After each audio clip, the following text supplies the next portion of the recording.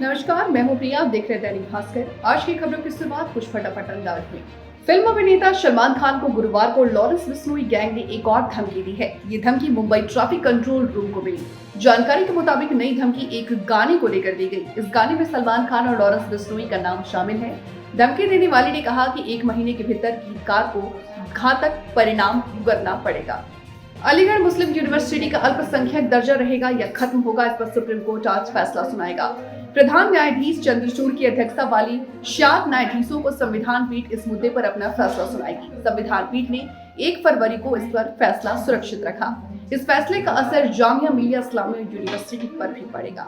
दिल्ली में अभी भी प्रदूषण का कहर जारी है। मौसम को लेकर IMD का अपडेट सामने आया। मौसम विभाग के अनुसार करीब 15 नवंबर तक मौसम ऐसा ही बना रहेगा। देश के 5 समुद्र तटीय राज्यों में आने वाले 6 दिन में आंधी तूफान के साथ भारी बारिश हो सकती है। इसमें पचुडेरी, तमिलनाडु, केरल समेत कई राज्य शामिल हैं। शुक्रवार को दैमान सूर्य को अर्घ्य देने के बाद ही लोक आस्था का 4 दिवसीय महापर्व छठ संपन्न हो गया।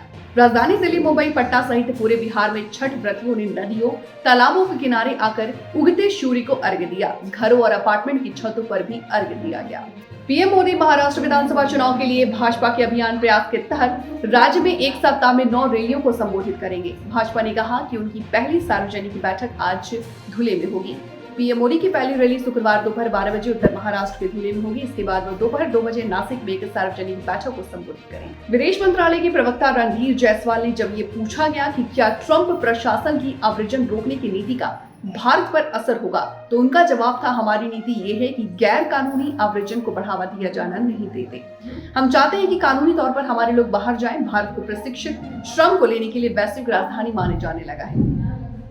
कर्नाटक सरकार ने अपने कर्मचारियों को सरकारी कार्यालय और परिसर के अंदर सिगरेट पीने और किसी भी तंबाकू उत्पाद का सेवन करने से प्रतिबंधित कर दिया।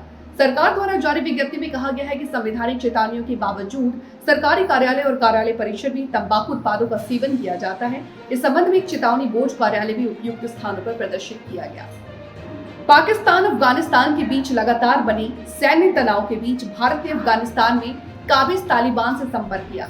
विदेश मंत्रालय के प्रवक्ता रणधीर जायसवाल ने कहा कि संयुक्त सचिव JP सिंह की अगुवाई में एक भारतीय दल ने काबुल में अफगानिस्तान के अंतरिम रक्षा मंत्री मोहम्मद याकूब से मुलाकात की है। हाथी और मानव के बीच संघर्ष के पीछे कई वजह हैं, जिसमें जंगल के आसपास लगातार बढ़ रहा अतिक्रमण, जिसमें लोगों की बसाहट अब जंगल के पास तक पहुंच गई। इसमें न सिर्फ हाथियों की शांति में खलल पड़ रही है, बल्कि ये हलचल उनके गुस्से को बढ़ा रही है। हाथियों और मानव के बीच का संघर्ष दिनों दिन भयानक रूप लेते जा रहा है। भारत ने एक बार फिर कनाडा पर करारा हमला बोला है और कहा है कि ये देश अभिव्यक्ति की स्वतंत्रता पर पाखंड करता है। ऑस्ट्रेलिया टुडे ने विदेश मंत्री एस जयशंकर और उनके ऑस्ट्रेलियाई समकक्ष पैनी वो को संयुक्त प्रेस कॉन्फ्रेंस और जयशंकर के साक्षात्कार की रिपोर्टिंग की थी। प्रेस कॉन्फ्रेंस में जयशंकर ने कनाडा सरकार को घेरते हुए कुछ तथ्य सामने रखे थे। फिलहाल वक्त हो चला एक छोटे से ब्रेक का। जल्द हाजिर होंगे ब्रेक के बाद। तब तक के लिए बने रहे हमारे साथ और मुझे दीजिए इजाजत। नमस्कार।